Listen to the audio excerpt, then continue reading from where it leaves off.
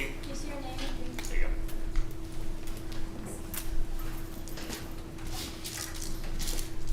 Ashton will get y'all situated. We're going to go ahead and move on. Up next on our agenda is the approval of the Senate Journal. The Senate Journal from the previous meeting have been made available. Is there any corrections to either of the journals? Hearing none, journals are approved as given. Up next, we have our remarks by our special guest. Please welcome Eric Mackey, the Managing Director of the UREC, and Roman Wang, a Assistant Professor of Finance, who are both committee members on the UREC Fee Committee.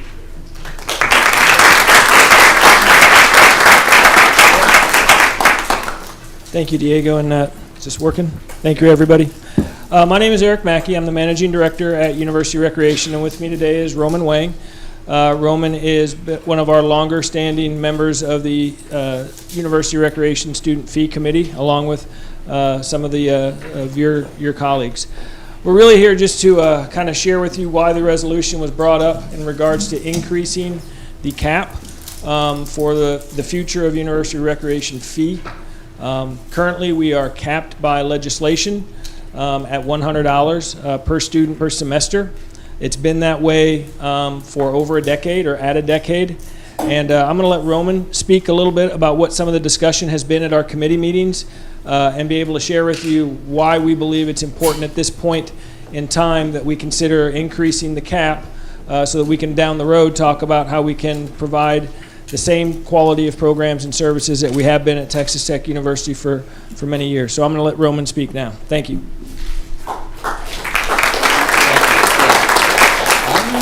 Yeah, so I think we've been working together for 3 years. It's great to see people care, that's you guys, and try to make a difference. Eric cares a lot about the UREC. What he does is provide a service.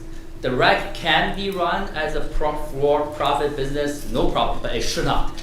That's why Eric's in charge and I'm not in charge. So he and his team really needs your help, because to be able to do what he does, he needs to have some more resources. With the current resources, he cannot maintain, even maintaining the current status. So what we try to do is try to give him the possibility to have more resources. We're not saying you gotta pay more. We're saying that maybe we can open up the discussion to have the possibility to give him more resources and essentially give the students a better gym, basically. And the gym fee, in my opinion, I mean, I'm biased because I'm a grown-up adult with disposable income and stuff. It's so cheap. like what do you pay now? $100 a semester or something like that? My wife, 7 years ago in New York City, her gym was $230 a month. So I think to have $100 a semester and enjoy the gym is amazing, right? So that's all credit to Eric and his team. So for him to be able to do his current job and maybe improve, I say we need to increase the what is it called? The fee cap. Yeah, so that's my thought. So that's my sort of shameless plug. So pay attention to the first Senate Resolution 60.25. I don't know how to do these. Okay, thank you so much. First off, thank you all very much, and thank you, Roman. Again, this is really about providing not only for students today, but for future students and future Red Raiders here at Texas Tech University. That's kind of the key point as well. And again, this is about being able to provide quality programs and services with the many facilities that we have and the maintenance that it takes when you talk about the Student Recreation Center, the Indoor Aquatic Center, the Outdoor Leisure Pool, the Synthetic Turf Complex, and the Softball Complex, as well as Urbanovsky Park. Those are all spaces that over time just need to continue to be maintained so that students, faculty, and staff can have a very good experience while they're here at Texas Tech University. So that's kind of why we're here today. It's important. That's why it's in front of you. And I appreciate the attention and the support and just your engagement in such an important topic. So I'll leave it at that unless there's a question or anything. Are there any questions?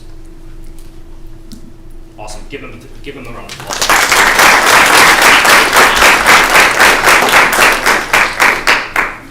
Yeah, Mr. Mackey's really been one to work with us. He's been nothing but amazing in terms of on the higher end side, working with administration. He's one of the administrators that we like to work for, with very frequently, and he's been nothing but gracious, and he's been awesome throughout his time here. So another round of applause if y'all will. You guys have a lazy river. Just that's amazing. You have a lazy river. You know how many lazy rivers are in this country? Yeah, Google that. See you guys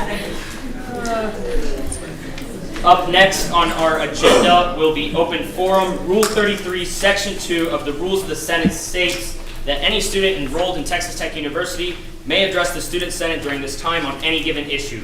If you wish to address the Senate, please stand to receive recognition from the chair at this time. Catherine Harris, Jr., may I approach the podium? You may.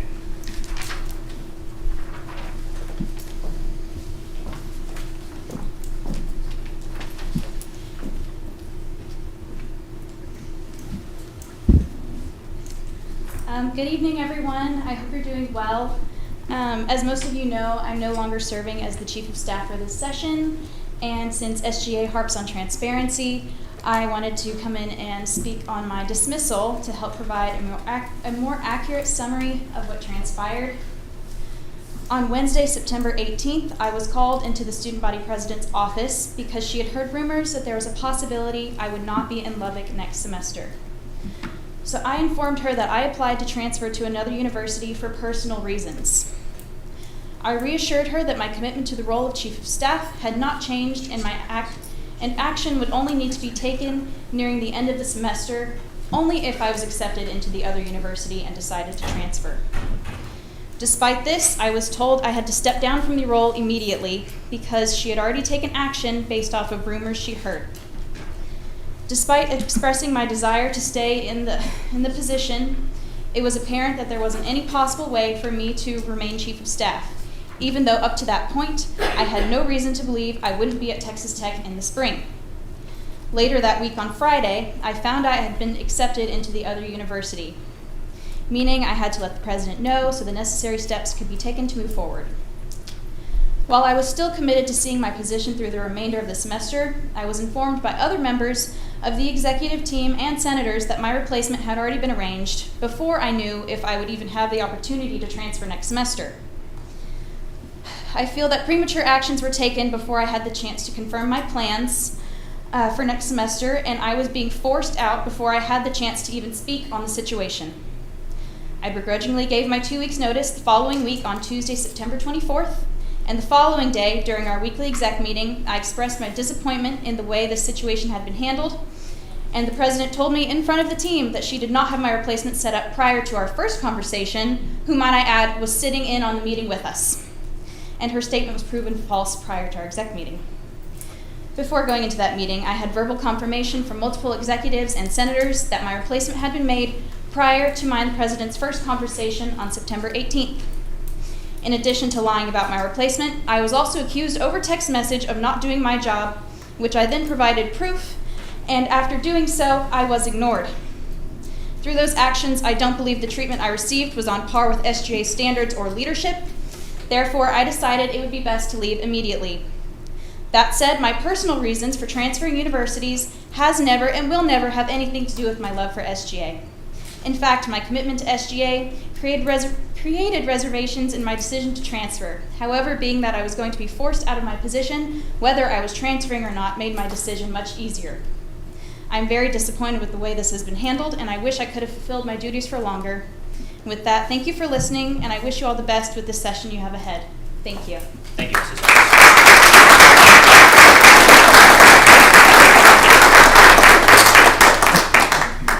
Is there anyone else wishing to address the Senate at this time? Please stand for recognition from the chair. Up next on our agenda will be executive reports. Please welcome Graduate Vice President Kara Ashworth.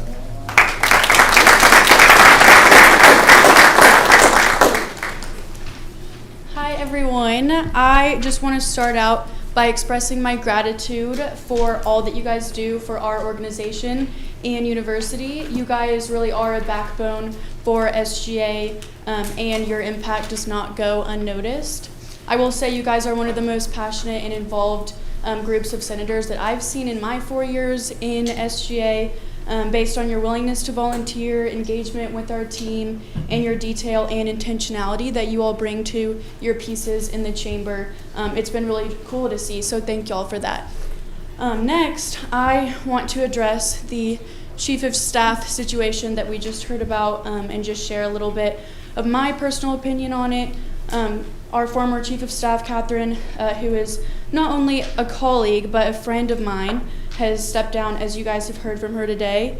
This is due to her decision to transfer for personal reasons and new academic endeavors. While I personally am extremely sad to see Catherine go, I also understand that the Chief of Staff position is over many very impactful operations within SGA, such as leading SORC, leading cabinet, and sitting on many university committees, among many other responsibilities. These duties begin in the fall and carry over into the spring semester, and it is extremely beneficial to the university and our organization to have a clear point of contact and facilitator for these operations throughout the entire year. With that being said, after hearing of Catherine's decision to transfer, our student body president, Abigail Vega, saw it best to ask Catherine to step down so that a new chief of staff can be transitioned as soon as possible. This reason is in addition to other factors that Abby can touch on if she so desires. While I understand Catherine's frustrations and whether or not it could have been handled more transparently, I stand with Abby's decision to request that she steps down because, as Gunn stated in his email to you all, it is the role and responsibility of the student body president to appoint a chief of staff in order to ensure her office is being well assisted, which in turn best serves the student body, which is the ultimate goal of our organization. Therefore, looking towards the future, I encourage you all to express your opinions and let your voice be heard on any aspect of this matter, as you guys all provide very valuable insight from students' perspectives. I also encourage you to respect the fact that a successful chief of staff not only fulfills their duties of the position, but also works well and cohesively with the student body president, making the president's personal opinion of who to appoint a very crucial aspect to revere in the confirmation process of a chief of staff. Therefore, it's important to strike a balance between adherence to protocol of the Constitution and personal opinion. So with all that being said, sorry that was kind of a long spiel, but I just want to say that Catherine will be missed by myself and the rest of our executive team, and I wish her the very best, and I hope that the next chief of staff will bring as much value and love to this organization as she did.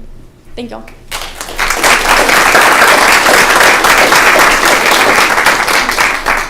Up next on our agenda will be our external vice president. Please welcome Carter Eric.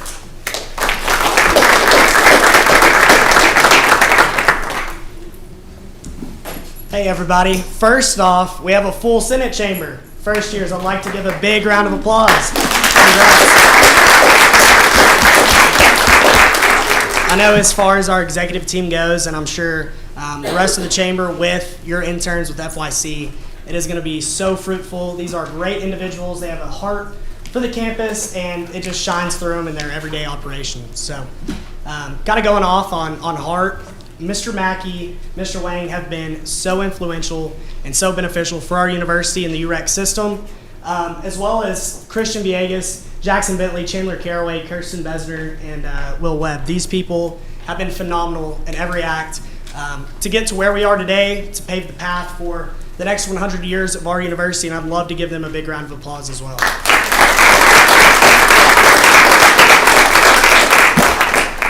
And so I know they kind of touched on the student cap, and that'll be introduced as well in the bill. The UREC Center here at Texas Tech is seriously second to none. Mr. Wang talked about it. You have a lazy river, and that stemmed from riding here. And so that's just a contributing piece to the successes that you have within this chamber as well as within the UREC. And so super excited for that. There's a lot of potential to attract and retain Red Raiders, and that is a big part of what y'all do as well as this committee, and so I'm super excited for that. I'm glad we have that recommendation on the ballot. But then our next one we've been kind of going through as far as my operations is the Transportation Fee Advisory Committee. And so this year we're kind of operating at a point where we need to make sure that we have enough budget to kind of sustain what's not been there in the past 10 plus years. And so we've been looking for efficiencies, and we wanted to do this with the student's voice, all 44,000 in mind, because everyone has their certain niche, certain service they use. That's a different bus route. That's a different, rate of ride from a bus. And so we're super, super excited that we're getting plenty of great results. We're at 500 plus results on our survey, making a big marketing push to get that up to our goal of 2,000. And so even tabling those individuals that did that, I can't be more appreciative of the job you did because it'll be so insightful when we set that fee. And so these are the individuals on that committee. If you give them a big round of applause. Seriously, cannot be more proud of y'all. So it's been very beneficial and eye-opening. And then my saying of the week, it kind of goes on the topic that was brought up in open forum. So these things, I don't look for them, but they just come to me. And so I was on a walk coming back, and I was listening to honestly some kind of girly music, but whenever it hit me. And it's like one of those songs you listen to 1,000 times, and then one time the lyrics hit, and you kind of reverse it, you think about it, you apply it, and I think if we can apply this, it's so instrumental in what we do, and it's flowers grow in the valley. And so I think wherever you're at, wherever and whenever you're at, you have to realize what position you're in. And so, if we're in a valley where there's a lot of controversy, there's a lot of things going on, that you can always make the best of that and realize your successes and you're doing the best for the student body and everyone associated with that. And so that's what I wanted to leave you with. Really appreciate all the work you do, and I'm super excited to see the benefits from this meeting.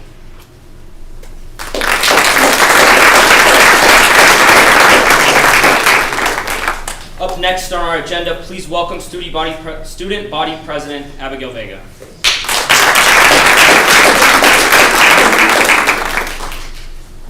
Hello everyone, thank you for being here today. It's so good to see all these familiar faces as well as some new faces. So also wanted to congratulate alongside Carter all of our new first year members, and also give Celeste, AJ, Tegan, and Parker, sorry I was about to combine y'all's names, on y'all's hard work in order to get all of these first years involved and throughout the application interview as well as the election process. So big round of applause to them as well as all of our new first years.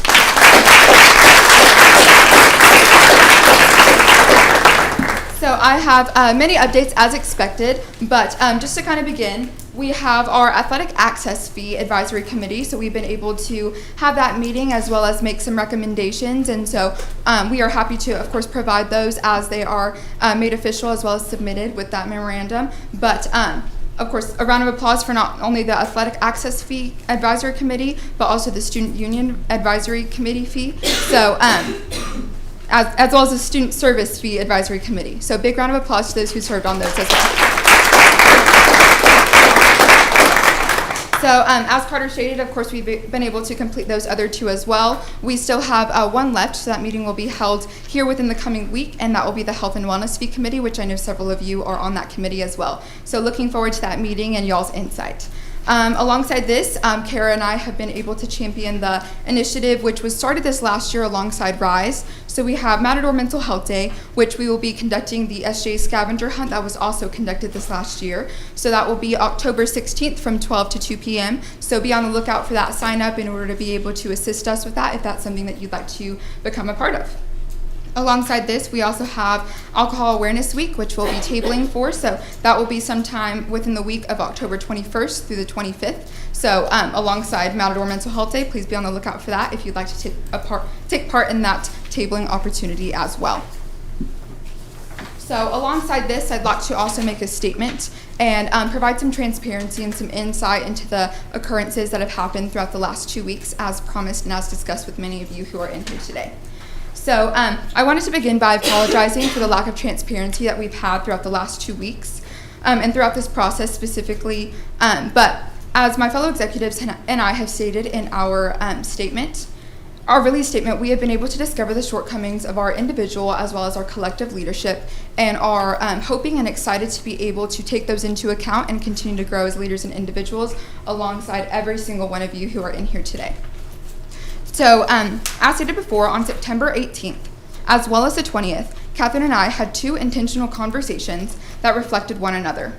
My intention for both meetings was to discuss 2 separate issues: rumors of her potential transfer to another university, as well as several bad habits that had been developed and continued throughout the course of our term thus far. When acknowledging the rumors that I had heard, Catherine then indeed did confirm that she had submitted a transfer application and would be attending Texas A&M upon her acceptance, due to personal reasoning. I stated to her that I would have liked to have known or been notified before, as this was a concern, being that I had heard it from several reliable resources, and had expected that she would be here for her entire term. After the topic of discussion concluded, I acknowledged that I had seen several bad habits, specifically with the SORC meeting that should have already been finalized. After conversing about these two topics, it was then decided upon to continue the conversation the following day. Due to sickness, I was unable to be in the office or at the last Senate meeting, but which I had informed her of, and she also recommended that we continue the conversation the following day in person.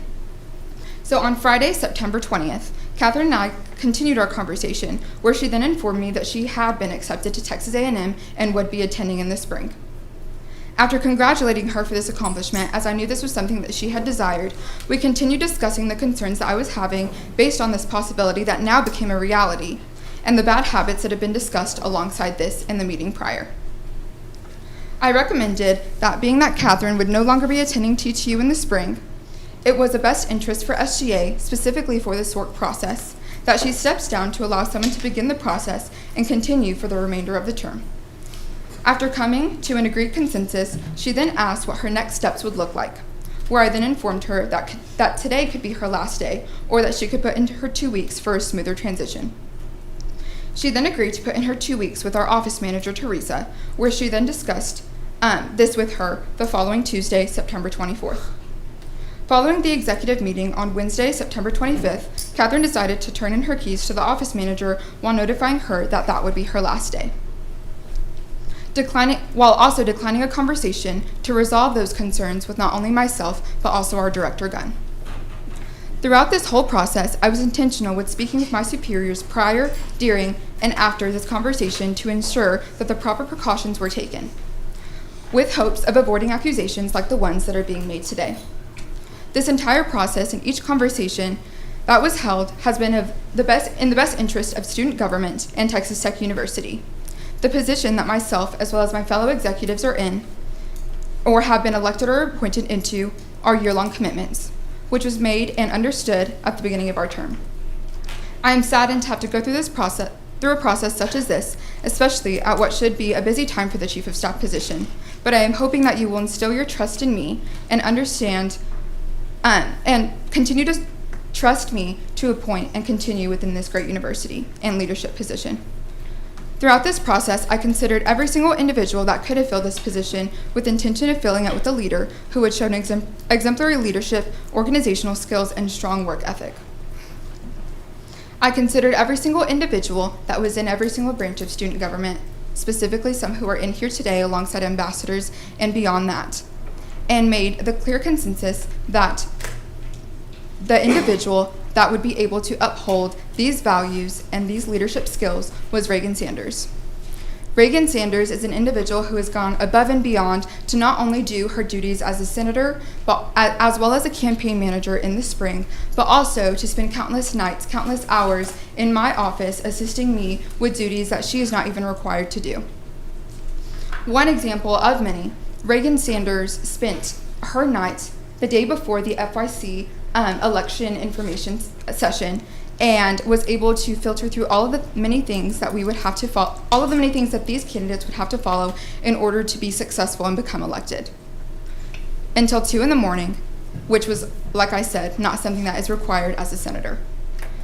Alongside this, she has been able to serve as interim chief of staff for the past week and a half, and within this position, she's been able to fulfill all of the duties in order to be signed up, registered, as well as in preparation for the Big 12 conference, which was something that should have been done long before. Alongside this, she was able to finalize the date as well as the venue for the SORC meeting, which should have been finalized throughout the summer in order to have that meeting, which should and was ideally supposed to be projected to have been had yesterday night.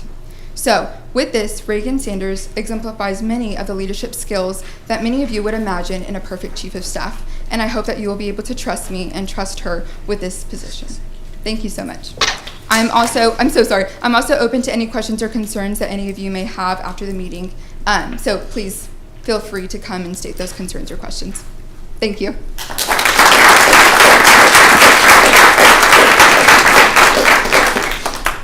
Up next on our agenda will be the judicial reports. Seeing as there are no judicial reports at this time, we will now move along to my remarks. So, as Carter expressed, I'm super happy to see a very full chamber. I remember not too long ago, I was sitting just right there where y'all are now, and y'all are at the dawn and at the beginning of y'all's long and illustrious careers in student government. Keep in mind that I'll give you all a little bit of wisdom that I've told many senators and many past members of student government before, but is that you are only limited to what you accomplish in this organization by yourself. There is nothing that this organization cannot do, and there's nothing this organization has not done in their time here. The green space, the lazy river, as you said, as Carter said earlier. Those are all derivatives of SGA and the work that we've completed here, and the work that we do here really matters. At the end of the day, it is completely up to you how much you want to pour into this organization, and I promise you this organization will reward you accordingly. So, if we could give a big round of applause to our first years, I'm super excited to have them here and to a long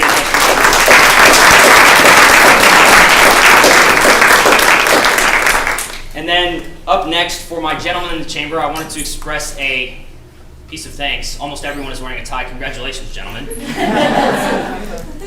But yeah, moving on. A lot of the work that we've been doing the past 2 weeks has been around the transportation committee. And on the exec side, we've been very busy just trying to get that moving and trying to really address our situation and really see what is in the student's best interest. As Carter discussed earlier, there is a poll that was sent by the official student government email. It was sent to the entire student body. It has a bus survey on there, which has collected about 500 responses at this time. As members of student government, it is not only your responsibility, but it is within all our best interest to not only make sure that that survey has its 2,000 responses, but that it can be pushed to be of value to when the transportation fee makes that decision to either cut or keep the fee the same. So if you have not spammed that survey into your group chats, if you've not sent it to your friends, you're not serving the best interest of the student government. So again, please make sure to utilize your resources to make sure that survey is seen by absolutely everyone. Again, we're at 500 responses. The goal is 2,000.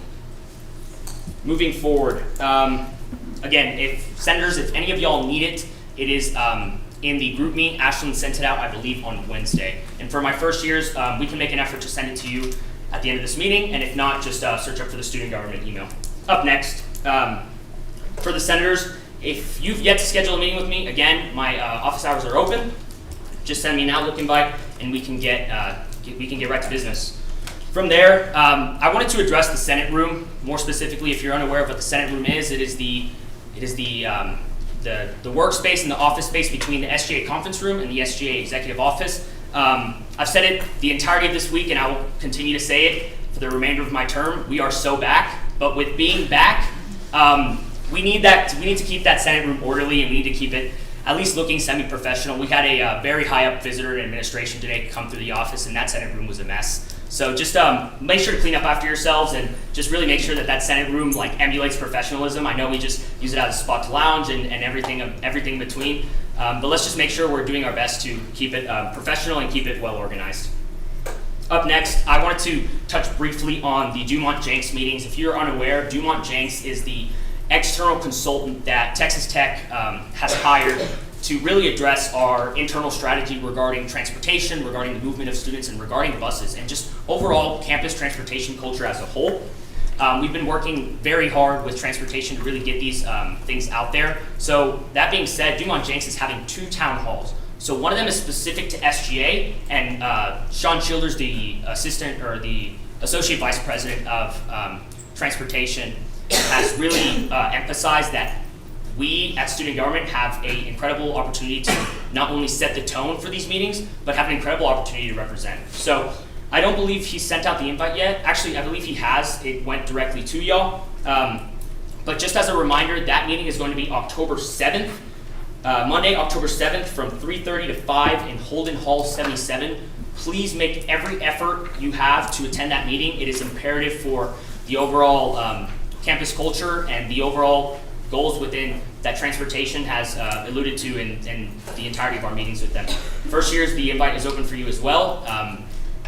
We'll make sure to get word of that to you as well. So Monday, October 1st is a SGA specific Dumont Jenks Town Hall. And then the following day, there's 2 town halls that Dumont Jenks is hosting for the entirety of the student body. So those are gonna be, if y'all wanna write them down, there's gonna be 8:30 a.m. in the sub ballroom, and then 4:45 to 6 p.m. in the Allen Theater.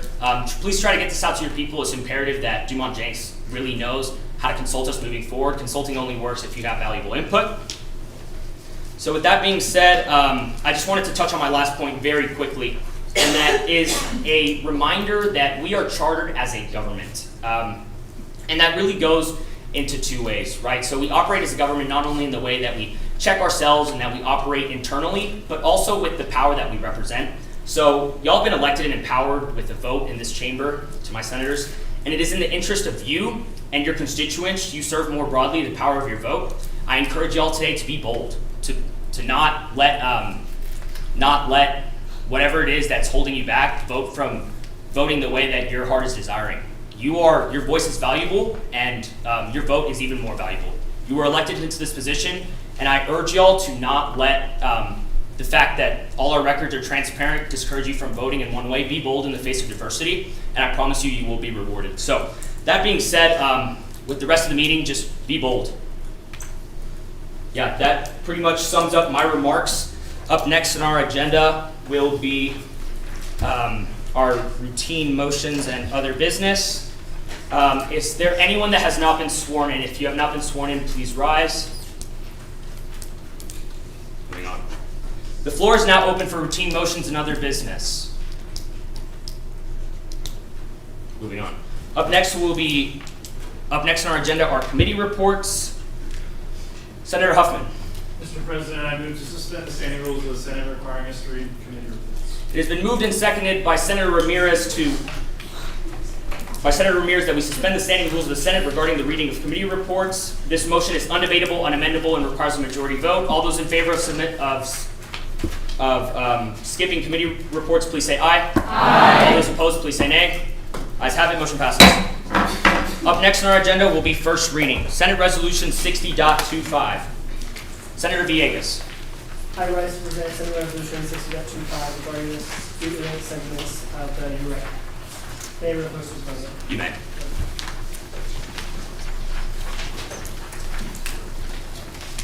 All right. Hi, guys. Hi, first years. It's wonderful to see y'all in here. So just to go over this, I know Eric, McAfee, Carter, and Professor Wang have gone over this, but the cap and the fee are different. We do have to send this to Noelle, the CFO, and then she will send it to the state legislature, and then we will get it back from the state legislature either with a yes or a no or however they want to change this. The fee would have to be a concurrent resolution that will go on the election cycle in March. So just to make that clear, does anyone have any questions regarding the piece or anything? Awesome. Thank you. Mr. President, I move to suspend the standing rule that requires all pieces to be placed on second reading and sent to all committees. It has been moved and seconded by Senator Almosa to suspend the standing rules of Resolution 60.25 to be sent to second reading in all committees. As a reminder, this motion is undebatable, unamendable, and requires a 2/3 majority vote. All those in favor of suspending the rules of the standing Senate to allow this piece to go to third motion, please say aye. Aye. All those opposed, please say nay. Ayes have it, motion passes. Mr. President, I move Senate Resolution 60.25 to third reading and final passage. It has been moved and seconded by Senator Heath to place Senate Resolution 60.25 on third reading and final passage. This motion is debatable, amendable, and requires a majority vote. Is there any debate on the floor? Senator Sustak. Yeah, there's a few hills I'm willing to die on. This is one of them. So I was just kind of doing the quick math. So it said it's 71% of budget. I believe that brings it's about a $100 fee for 40,000 students. It's about a $4 million budget, which means there's about $1 million left over. I feel like that's a very healthy amount, especially as someone that's financing it and taking out student loans to be able to attend this university. I don't want to take out more student loans to be able to pay for the same resource, especially when I think it's in pretty good shape overall. It's a little packed, but you're going to have that. But I feel very passionate that definitely not to, put this forward, because once it goes to administration, it's kind of out of our hands, I believe. So I think we should kind of, we're the students, at least ask the group chats right now. I just asked mine, and there's a resounding no from a lot of the people that I know. I'm in favor of this. Sitting on a couple committees, there have been a couple pieces of information that I think would be important to know. First of all, we've been on a fee increase freeze over the last probably about 10 years. So our fees have been flat over the last 10 years. And over that time, unfortunately, inflation has rose, costs of everything else has rose. So as much as I would agree that not raising the prices would be great, in order to keep the UREC functioning, it probably has to be raised with inflation the way that it is right now, with costs the way that they are right now, with the influx of students that we've had attending this university.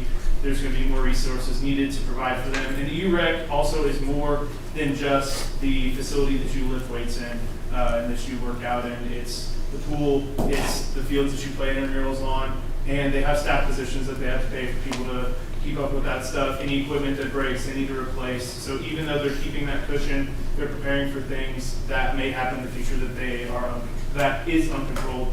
And so they're proposing an increase, or at least an increase to the cap of this fee, so that while we have this window, while our fee increases aren't frozen, we can possibly make that change to help set up future ed raters for success. Senator Davis. Yeah, just to echo that point a little bit more, I know that inflation is one of the things that I was curious about, and I'm a numbers guy. So $100 in 2012 is $137 today, has a equivalent buying power. Since it's something to consider, and $175 is just a cap, so we don't necessarily have to climb that high. Thank you. Senator Bentley. Yeah, so I rise in favor of this piece. I want to echo what Senator Huffman said. I've sat on this committee for 2 years, and just because we're raising our cap doesn't mean we're specifically raising the fee on our students. And again, it doesn't just offer assistance to the university recreation. It does Urbanovsky, it does the turf field, it does the softball complex. So it encompasses a wide array of opportunities that allow our students to pursue their passions and pursue their physical and mental fitness. And it is important that we raise this fee so we do not have to cut fees or other services that the UREC provides. Because then if we do cut those fees, then those will be passed on to the students themselves to pay for separately, which just again hurts our students. So I think we do need to raise this cap, again, just to keep up with inflation, but also just to keep up with the times and the services the UREC provides. Senator Thurman, and then we will proceed to Senator Sustak. I used to work for the UREC, and I would like to just speak for this piece. If you don't know, there's so much stuff that goes on in the UREC. I worked for the Outdoor Pursuit Center, and the amount of money that we had to spend when we weren't making that money back is for the benefit of students. Like all those skis that you can rent out for really cheap so students can go and experience things, all those trips you can go on, none of that comes for free. And the UREC can continue to expand, and there's so much that it offers the students for such a small cost.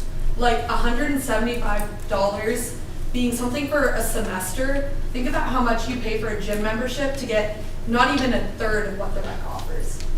So with that being raised up to being a cap at $175, it's still incredibly affordable for most students who would not be able to afford a gym membership, wouldn't be able to stay healthy in a lot of ways. We offer nutrition systems, massages, classes, all for virtually nothing to a lot of us. So I'm definitely in favor of this piece because we can expand so much that benefits our students. Senator Sustak. Yeah, so a few points that were touched upon. I believe the cap was brought up. The cap right now is $100, I believe, and I think we're charging $100. So essentially what they're saying is that if you implement a cap, it's eventually going to get up to there, right? I mean, we're already charging the cap. So that would just logically follow. Second of all, to the resources, I believe that, yes, the UREC does provide plenty of resources, but they said just then in the document, you can read it, 71% of budget to operate that right now. Again, I'm going to reflect $1 million that we still have left over every year that we can expand other resources. It's not like they're in poverty over there. And then also to the resources that they provide, it's excellent. Don't get me wrong, the massages are great. Those do cost money. Those are already charged by the rec. As far as some of the other services, If you want to go skiing, I believe, you're still going to be paying for the skis. It's just now it's going to be mandatory, and all your fellow peers around you, whether they use the rec or not, are going to have to pay for your skis. I think it's fair that if you want to rent equipment, fine, go rent equipment. But we already have those resources available. I'm saying that there's no need to expand and try to pour more funds into it if we already have all these great resources and we're not even really that close to the budget, it looks like, unless I could be completely wrong. But 71% is a little bit off. Senator Sustak, as a reminder, that is your last debate. We will now shift to Senator Webb. Yeah, I think kind of to address your concerns, Senator Sustak, the goal of increasing the cap is so that way we don't have to continue to go back to the Texas legislature and continue to increase the cap. We want to get it to 175, so that way we can just kind of gradually increase as inflation continues to rise, as Senator Huffman pointed on. And so that's the point of it. And if we do not increase the cap and eventually increase the fee, services are going to have to be cut, operations are going to have to be cut. They can't stay open from 5 a.m. until midnight anymore.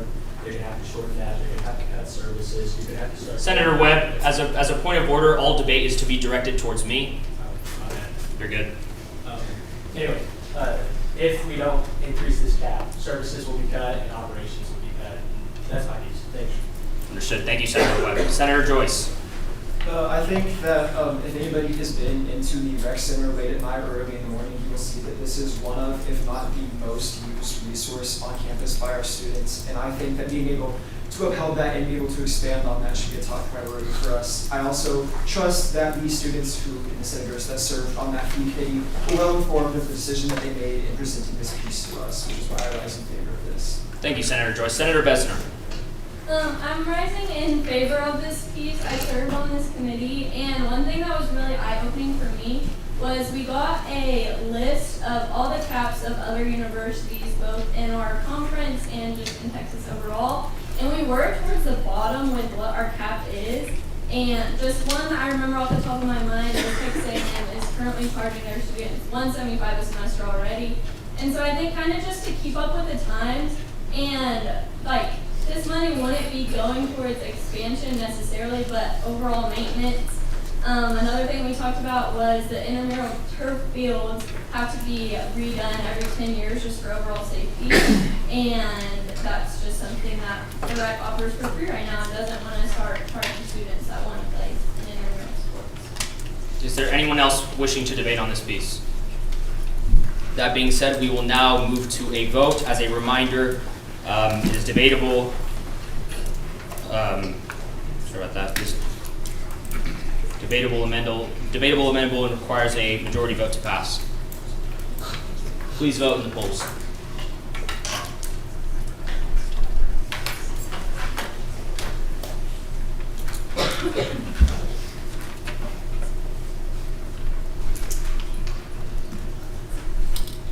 Point of personal privilege. Senator. I just want to double check. I voted one way, but it showed the other. So I don't know. Come address it with our journal clerk, if you will. Senator Lamb.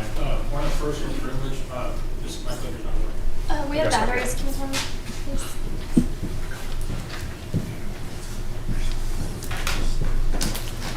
With 40 senators in favor, Senate Resolution 60.25 passes third reading and final passage.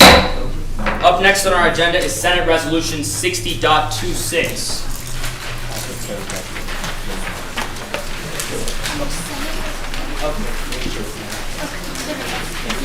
Is anyone presenting Senate Resolution 60.26?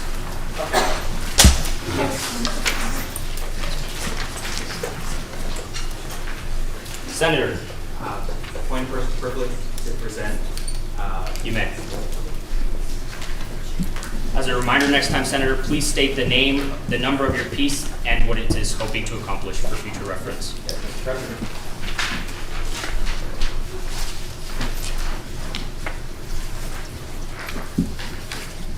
Hello, Senators. I am Senator Villarreal Duarte Boyer. First off, I would like to thank Senators Kefi and Armitage for their assistance on this piece of legislation. Essentially, as it shows in the text, Texas Tech does not have as equitable terms of access for feminine hygiene products.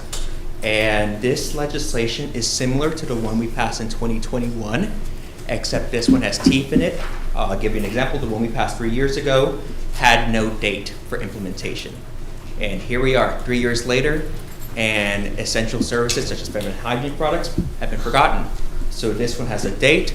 This one is slightly more accountable, and I hope we can, pass it at the end. But of course, it's the first reading, and that's all I have. Is there a motion to move it to second reading? Senator Villarreal. Motion to send it to second reading. It's been moved and seconded by Senator Gaetano to move Senate Resolution 60.26 to second reading and sent to all committees. As a reminder, this piece is undebatable, unamendable, and requires a majority vote. Please use the poll.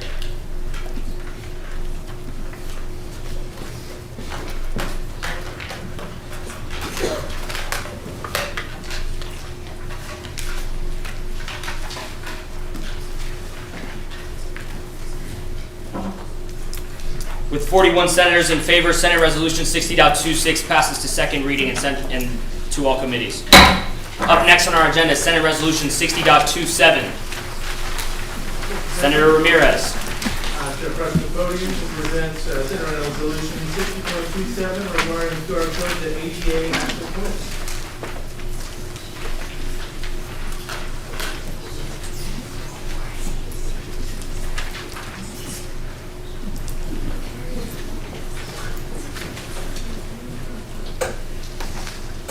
Hello. So good to be back here, seeing so many smiling faces, and welcome to all the first years. Welcome to the club.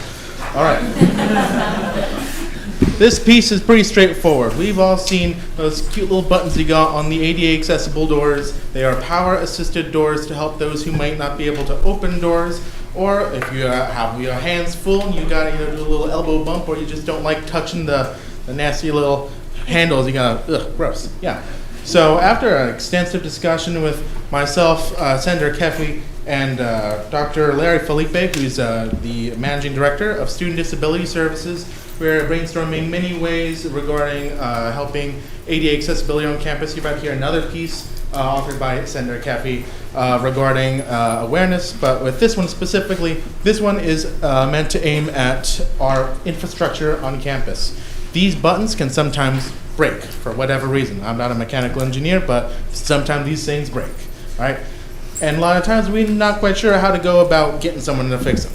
Now, you may notice that sometimes there are QR codes in your bathrooms on campus, or there are QR codes on the little hand sanitizer dispensers for someone to come along and clean the place up or add more sanitizer. So we got thinking, why not have something similar for these doors when they are so vital to helping ADA accessibility on campus? So what these QR codes will do is that they will be installed at each of these access points with these power-assisted doors, and when you scan them, it'll allow you to send a message straight to building maintenance and construction and operations, who can come and fix these doors real lickety-split. Pretty straightforward, simple piece, and after speaking with Mr. Lonnie Evans, the Senior Managing Director of Building Maintenance and Construction, he told me that if he receives a resolution on this item, then his department will get straight to work on finding a way to make this happen. So because of that, Mr. President, I move to suspend the standing rules of the Senate. It has been moved and seconded by Senator Keffey to suspend the standing rules of the Senate regarding Senate pieces to second reading, go straight to third. It's been moved and seconded by Senator Keffey regarding Senate Resolution 60.28 on being able to skip second reading and move directly to third reading. As a reminder, this motion is undebatable and amendable and requires a majority vote. All those in favor, please say aye. Aye. All those opposed, please say nay. Rules are suspended. Up next will be the vote. I move to send Senate Resolution 60.27 straight to third reading and final passage. It's been moved and seconded by Senator Joyce to send Senate Resolution 60.27 to third reading and final passage. As a reminder, this motion is debatable, amendable, and requires a majority vote. Is there any debate on the floor? Hearing none, we will now proceed to vote. Please use the clickers.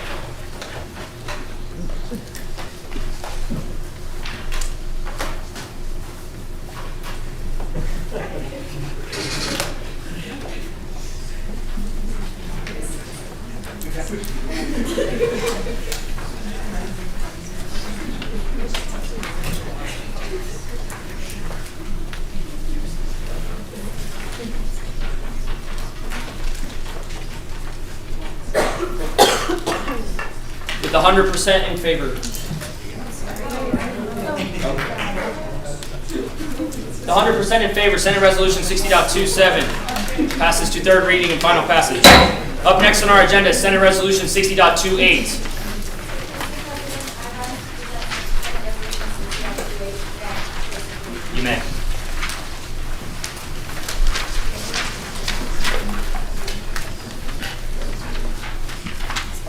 Good afternoon, fellow senators. It's so nice to see everyone here. Again, congratulations, FYLA and FYC. So today I bring forth a very important resolution aimed at enhancing accessibility and awareness of ADA accessibility around our campus. A topic that impacts a big part of our student body, more people than you might think. Currently, over 2,000 students at Texas Tech University are registered with Student Disability Services.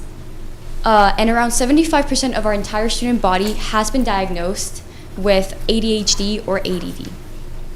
The Technique Center, which was established in 2020 to support students with learning disabilities, ADD, ADHD, and autism spectrum disorders, has grown from supporting 6 students up to 145 students currently. This growth clearly indicates an increasing need for academic and accessibility support. Within Weeks Hall, we have several valuable resources that serve students with different needs. We have one-on-one tutoring, academic counseling, computer labs that actually read out the text, study spaces, and testing rooms. However, many students, both those with permanent and temporary disabilities or impairments, remain unaware of these resources and services. This gap in knowledge can severely limit their access to the support they might need. We have a unique opportunity here as senators and at the Senate chamber to fill this gap. The IT department, together with Ms. Brenda Bullard, who is in charge of operations, is already working on creating a campus-wide accessibility map that has been proposed by the Senate. This map will be a comprehensive guide, very parallel to the parking lot map, showing not only accessible entrances and ADA resources, but also all the learning centers that we have, you name it, Technique Center, Learning Center, the Writing Center. Once completed, we are hoping that it will be distributed along departmental websites as well as the Student Government Association Instagram. We recently had a very productive meeting with Dr. Larry Felipe, as Matt mentioned, who is the Managing Director of Student Disability Services, who has fully endorsed this creation of this map and will not only serve students who actively seek accommodations, but also those with temporary impairments. So I really urge you guys to vote yes for this resolution piece. With that, I motion to move this Senate Resolution 60.28 to second reading and send to all committees. It's been moved and seconded by Senator Lamb to send Senate Resolution 60.28 to second reading in all committees. As a reminder, this motion is undebatable, unamendable, and requires a majority vote. Please vote in the poll.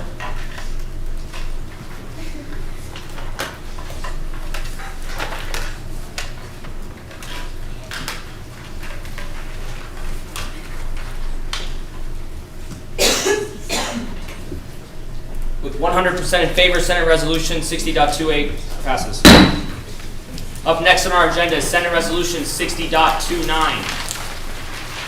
Senator Villegas. Just a friendly amendment on the last piece. On line 25 and 29, there should be breaks in the paragraphs. Could you repeat it one more time? On the last piece, Senate Resolution 60.28, there should be breaks on lines 25 and 29. Understood. Thank you, Senator Villegas. Senate Resolution 60.29. Senator Villegas. Mayor, I present the piece, Senate Resolution 60.29 regarding the appointment of the Election Commission.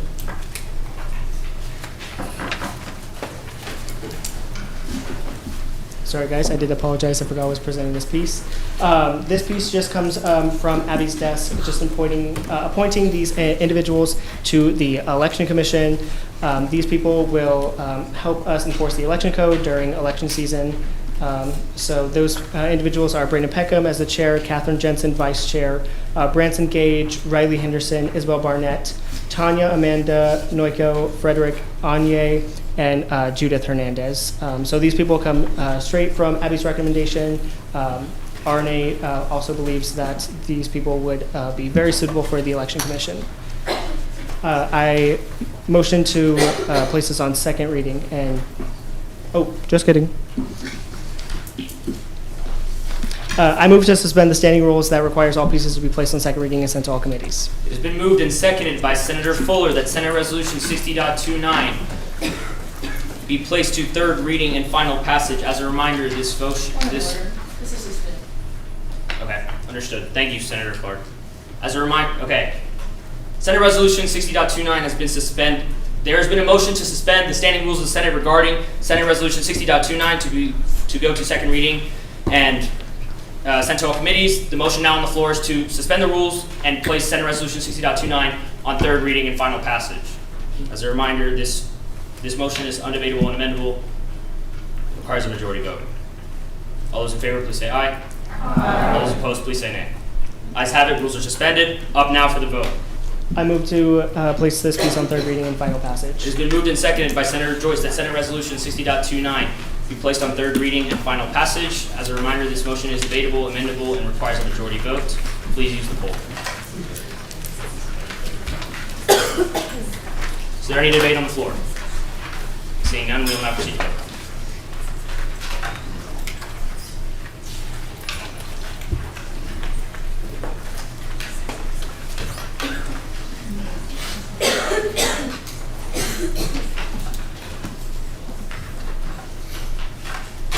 With 100% in favor, Senate Resolution 60.29 passes.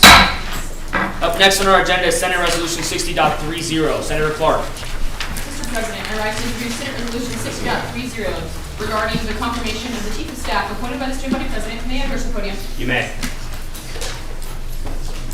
As a reminder to everyone else in the chamber, please ask for consent from the chair when approaching the podium.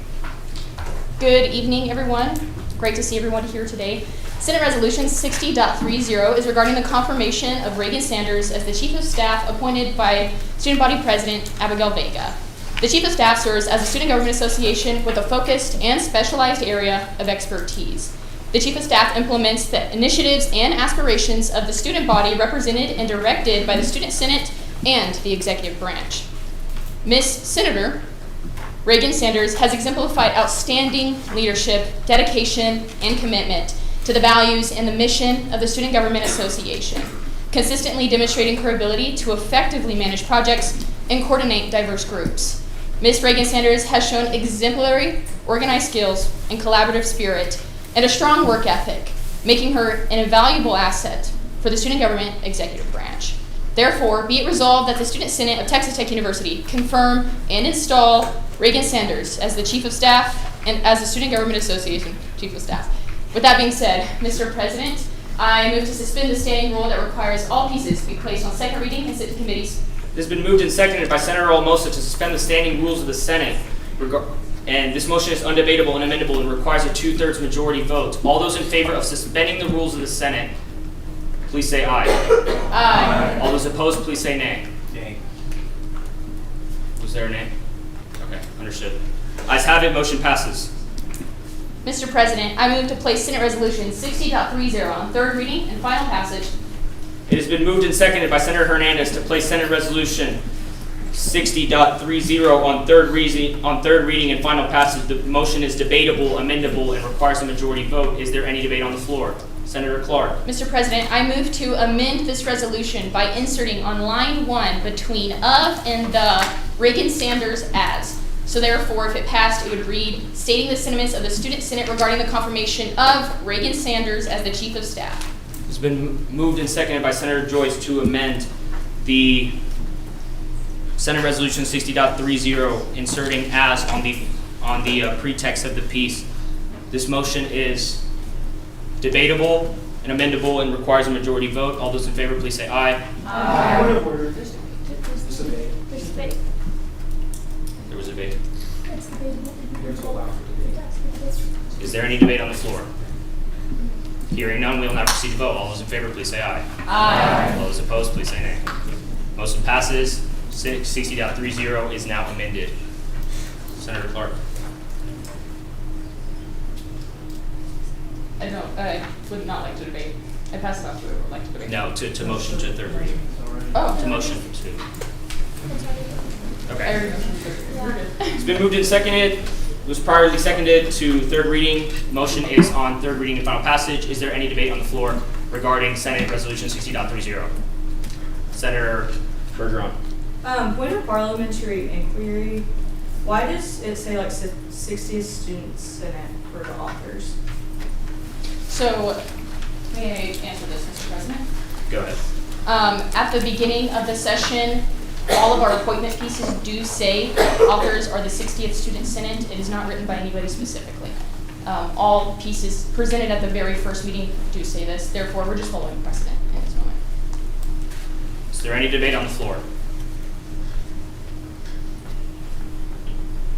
Hearing none, we will now proceed to vote. All those in favor of passing Senate Resolution 60.30?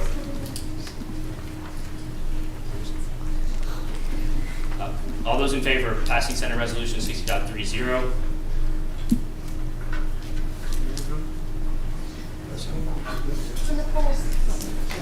It's in the poll.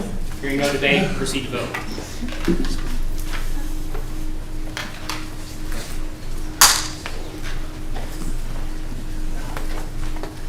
With 32 senators in favor, motion passes.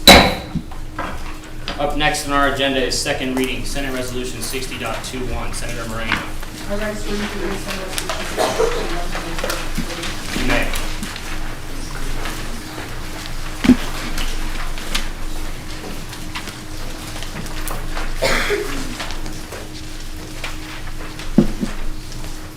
Hey everybody, let's look alive. Let's have fun here, okay? It's too serious right now. I don't like it. It's weird. So 60.21, it's about the USTEM Center. We have a lot of students here at Texas Tech. It's only going to be growing more from here. There's a lot of students who use the USTEM Center, and we can only accommodate for 5,000. We can only accommodate for 8 computers because, I don't know, funding and all that stuff. But with that, we all know 8 computers won't accommodate for 5,000 people or over 5,000 students. So what else do I have?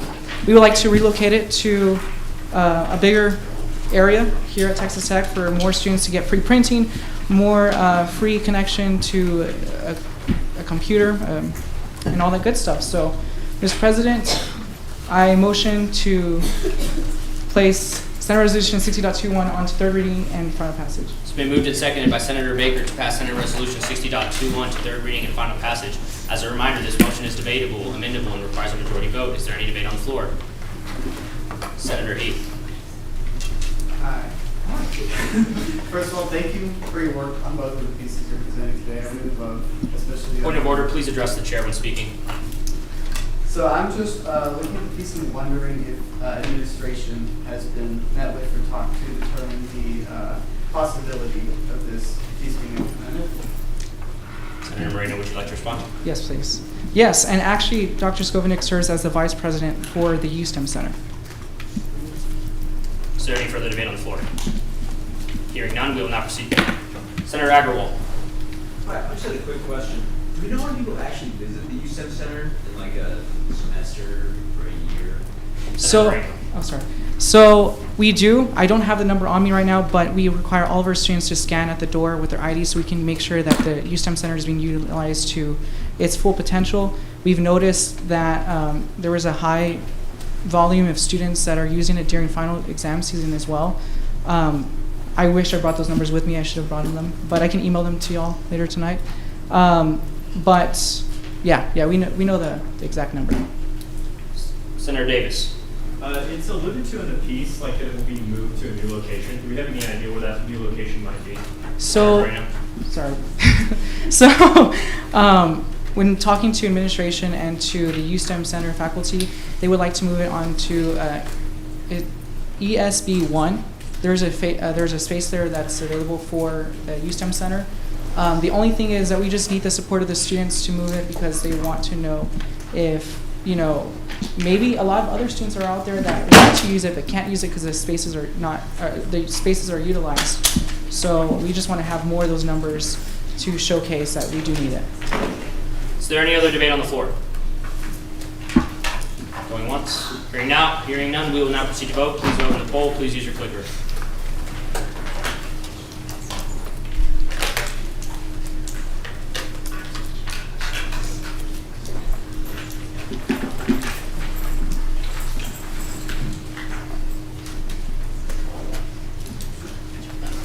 With majority in favor, Senate Resolution 60.21 passes.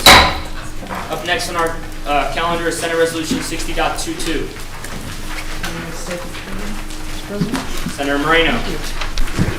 Welcome back. Okay, so we all heard about this AC unit, or I really want the AC unit in the bell tower. I've given over 25 different tours for the senators here, 25 different senators a tour of the bell tower. And even Emily Sanderson went up there like 2 days ago, and she even said it's hot up there. It's just really hot. It's only going to get hot from here. With just right now with our climate, it's getting hotter every single day. So we just want to protect our students, make sure that they're safe when they're ringing their bells, and we have this tradition continue for more than 100 years. So, Mr. President, I motion to place Senate Resolution 60.22 on to third reading and to be sent to all. It has been moved and seconded by Senator Close to send Senate Resolution 60.22 to third reading and final passage.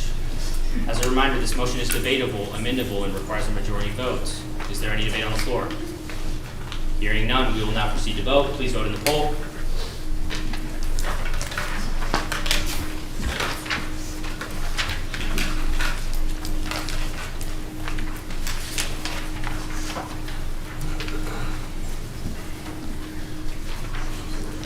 With 47 senators in favor, Senate Resolution 60.22 passes. Up next on our agenda, we will now move over to our consent calendar. If you are presenting a resolution, please step up to the podium in the numeric order of your resolution. As a reminder, the consent calendar must pass with 100% approval.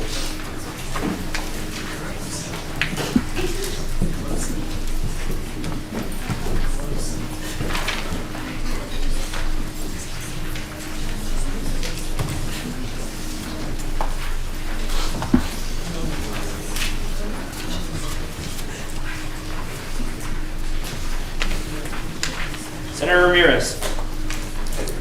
Oh, I'd like to introduce Senate Resolution 60.31. This piece is very special to me because I actually play in this ensemble, and I hope you're all super pleased to hear that your very own Texas Tech University Symphonic Wind Ensemble from the School of Music has been selected to perform at the 2025 Texas Music Education Association's convention in San Antonio, Texas next year. This convention, yeah, exactly. Let's give a big round. The TMEA convention, held annually in San Antonio, Texas, is one of the largest of its kind. Over 30,000 people attend this event annually, and mind you, the current Texas Tech University enrollment is 41,000. 41,000 here, 30,000 at the Henry B. Gonzalez Center in San Antonio for this event. So this ain't no little show, right? The Symphonic Wind Ensemble is the School of Music's top wind ensemble, directed by Director of Bands, Dr. Sarah McCoyne.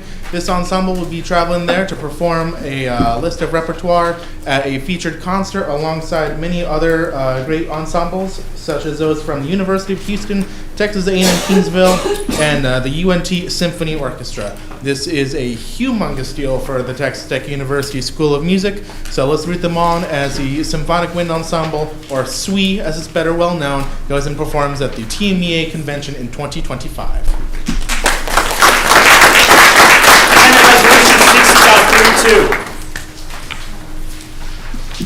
Howdy, y'all. First off, I'd like to thank Senator Ramirez, who helped me write this piece. As y'all know, we write congratulatory pieces as a form of constituent services and also to recognize those in our respective colleges. When I was on the Talking Tin Facebook page, I just had to write a piece about this because not only are their achievements great, Mr. Stacy and Miss Smith, but it's Star Wars. And who doesn't like Star Wars, y'all? So they're in the new video game that came out about a Trekkie, I think. Anyway, the video game came out about a week or two ago. Their fantastic work is recognized, And I'm always happy to talk about our Talkington students because, as y'all know, the college's visual and performing arts is the heart and rhythm, the soul and rhythm of the university. Thank you. Senate Resolution 60.33. Hello everyone, my name is Salet Orozco. I am presenting Senate Resolution 60.33. It might be messed up in y'all's packets because they had 60.34 before 60.33, so it might be behind 60.34.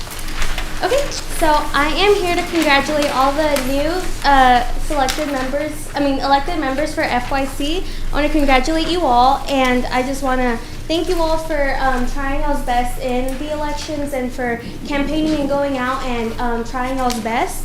And the Student Senate just wants to extend its heartfelt congratulations as we look forward to working alongside you all, supporting y'all's initiatives, and witnessing the positive impact you will undoubtedly make in our community. Your journey as student leaders begins now, and we are so excited to see the great things y'all will accomplish. So congratulations. Senate Resolution 60.33. 34. Hey everybody, my name is Parker Joyce. I'm a senator for the College of Business. This piece is congratulating our newly selected members of the First Year Leadership Association. We did that a few weeks ago, but wanted to wait until we had all of our members here in the chamber to formally congratulate them. They are a great group of young leaders, and I feel confident in saying that the future of Student Government Association could not be more bright. Senate Resolution 60.35. Hey everyone, my name is John Paul Close-C. So it's all right. But this piece is to state our sentiments on the behalf of the Student Government Association to the families and to the loved ones of Shelby Carroll.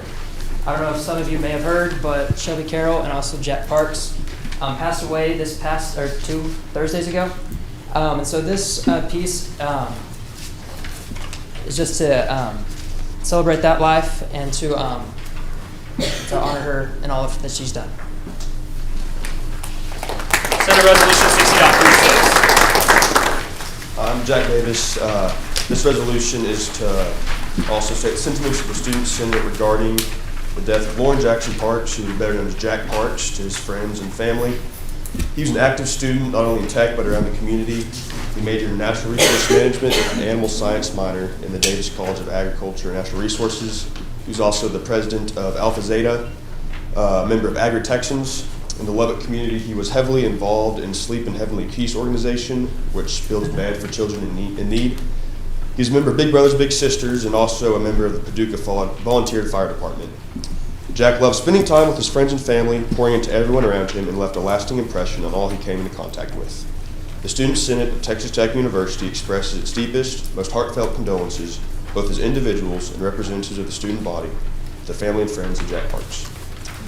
Mr. President, I move to pass Senate Resolution 60.31 through 60.36 to third reading and final passage.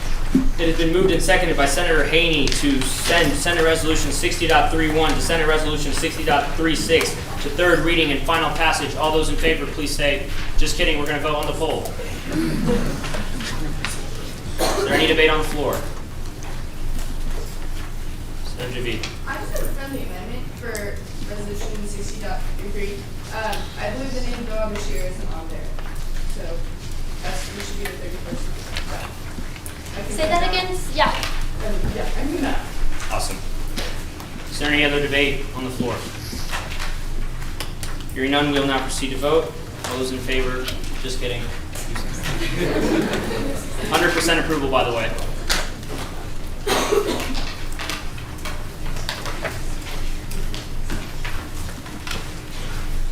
With 100% approval, the consent calendar passes. Up next on our agenda are the announcements. Any member of the Student Government Association, including our first years, may make relevant announcements to the chamber at this time if you wish to address the Senate. Please stand for recognition from the chair. Senator Bentley. I just wanted to remind first years, I don't know if you've been told, we recycle these, so if you don't want to keep it, please come up and give it to me so I can recycle it. Senator Gaitunde. Hi, all of you. Welcome, first year engagement members. For those of you that don't know me, my name is Arnav Gaitunde, and I'm an Honors College Senator. A few weeks ago, I met with Dean Joel Hernandez of the Honors College to discuss implementing a physician shadowing program within the Honors College. As many of you know, a large percentage of Honors College students are pre-med or pre-health part of that profession and are looking to become competitive candidates for grad school. And to my delight, she had expressed to me that she has everything in place to start such a program within the Honors College, provided we can find her the physician contacts and networking for such a program. So I want to ask all of you, specifically my few health people in the crowd, if any of you do know of physicians or know of any contacts that would be willing to serve as mentors, please don't hesitate to contact me. I'd love to get this done for our students. Thank you. West Shaw. All FYLA members, please make sure to come in and check with Inwood Secretary Aaliyah Ineos for attendance. Senator Baker. Hi guys, I hope you're having an amazing day. Me and Baker haven't met you guys already, but I just wanted to inform you all that the Lubbock chapter NAACP has an event tomorrow at the East Lubbock Art House, and it's to educate young people about voting. There's going to be bingo, there's going to be free food and a DJ there. They just want to open it up to the community. And the last day to register to vote in the election is Monday. The Lubbock office closes at 7 p.m., so there'll be people on campus and all around the next couple of days to get people registered to vote.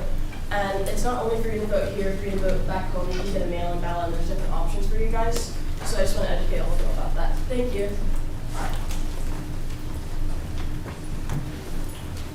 Anyone else? Miss Rocky.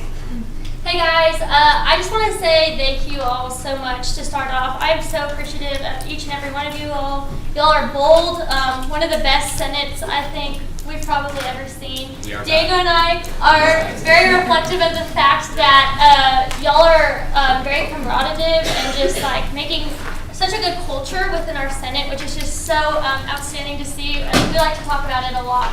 I continue to encourage y'all to have courageous conversations, be bold, continue to make a change. Your voice does matter, like Diego and I talked about at Senate Retreat, and we're just super thankful for all your work there.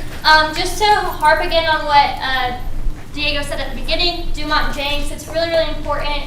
Sean Childers, we have a really good relationship with operations and transportations. We'd really, really love to fill those seats on Monday at 3:30 to 5 in Holden Hall. If you have any questions, Holden Hall 77, if you have any questions about that, please reach out to either Diego and I, and anyone on executive, we can get you the information regarding that. The survey, again, we really are wanting to get that out. We do have a lot of good responses right now, and it continues to rise, but the more info that we can get, the better. And then if you have an issue with your vote, your clicker, one of your votes didn't get recorded, please come to me after so we can record that. Like I said, I'm really big on transparency within the Student Senate and what that looks like. So if your vote wasn't recorded, please, I'd love to get that recorded. And then thank you, Jackson. Yes, we recycle, so if you're not going to use your packet and it's just going to go in the trash, please bring it down and we'll recycle it. Thank you guys so much. Is there anyone else wishing to address the Senate? Senator Auer. I wanted to adjourn, but that's not. Up next on our agenda, is there a motion to adjourn? Senator Auer. I move to adjourn. It has been moved and seconded by Senator Stubblefield to adjourn. The motion is undebatable, unamendable, and requires a majority vote. Those in favor, please say aye. Aye. Those opposed, please say nay. Nay. Ayes have it, meeting adjourned.